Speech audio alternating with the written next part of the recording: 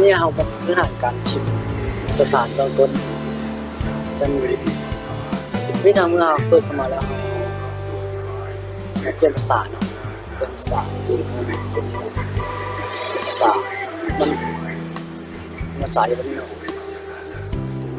จะพิมพ์แล้วสลัดด้วยในพิมพ์สั่งไปอาจจะใช้สลัดอุชีเนาะถ้าคอมอะไรมันมี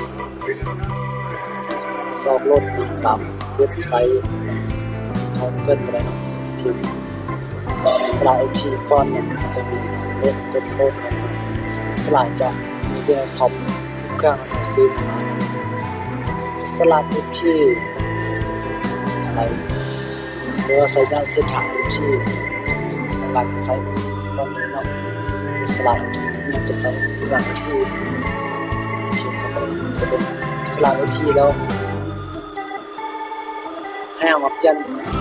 โดยขอรุ่นนี้ตัวนี้ให้เป็นภาษาลาวภาษาลาวสามารถยันขนาดตัวอักษรที่เรียกสั่งเข้าไปจะใช้ดูตัวที่ตัว12นะมาลองพิมพ์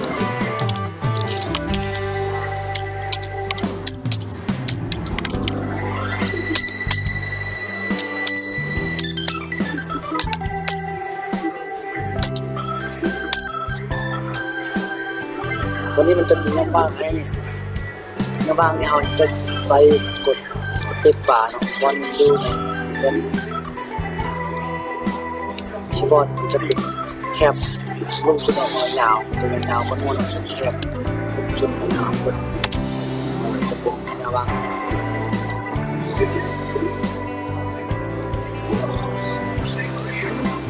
แล้วเขาพิมพ์เอกสารตัวนี้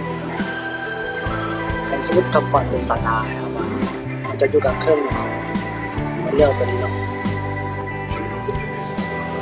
ภาษาอยู่กับเครื่องจะมากับเครื่องกดที่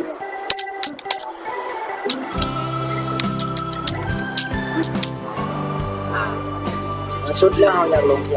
กด Enter เนาะ Enter ดูในแป้นพิมพ์คีย์บอร์ดของเขาด้วยEnter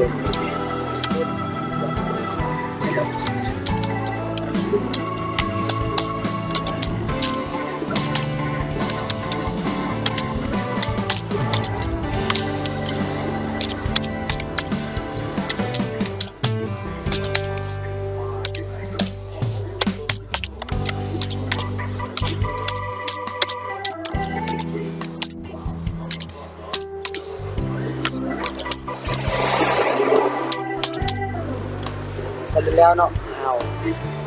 ลงแถวลงน่าจะไม่เขียนเพิ่มให้มันเขียน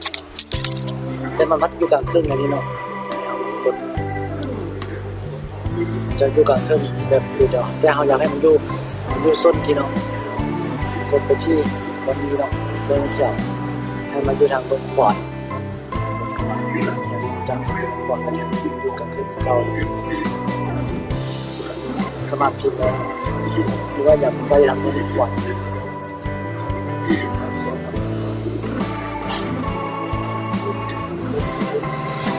ก็สมัครพิมพ์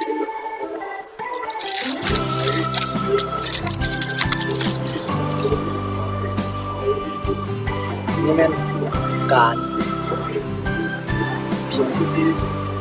ใส่งานตอนต้นเนาะ